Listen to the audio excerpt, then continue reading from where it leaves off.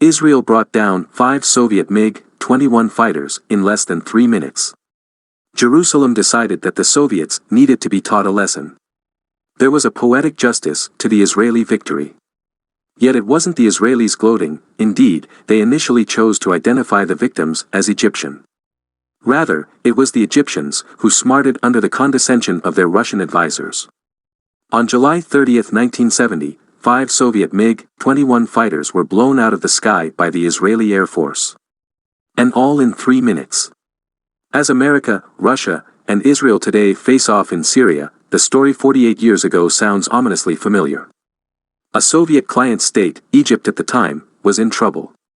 Humiliated by crushing defeat in the 1967 Six-Day War, Egypt's President Gamal Abdel Nasser chose to confront Israel without risking defeat in open battle. The war of attrition of 1967-70 would see constant Egyptian artillery barrages and commando raids on Israeli positions along the Suez Canal.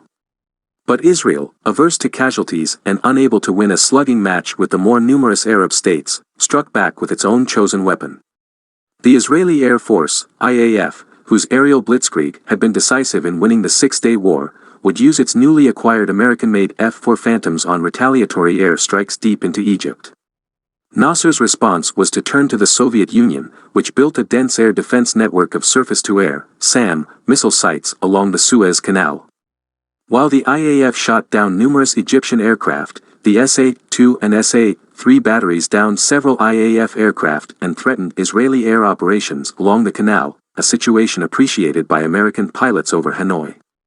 The SAMs alone were a red line for Jerusalem.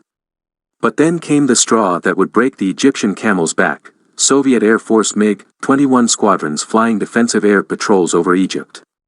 Initially the Soviets and Israelis took care to avoid each other, just as Israeli, American and Russian aircraft do over Syria today. But eventually, the Soviets were intercepting Israeli strikes, and even damaged an Israeli A-4 Skyhawk with an air-to-air missile on July 25, 1970. Between the SAMs and the MiGs, the Israelis dubbed the area around the Suez Canal as Texas, as in the Wild West. Israel decided that the Soviets needed to be taught a lesson. That lesson would be carefully prepared and delivered. With Russian-speaking Israeli radio operators monitoring Soviet communications, the IAF had a pretty good idea of the force they faced.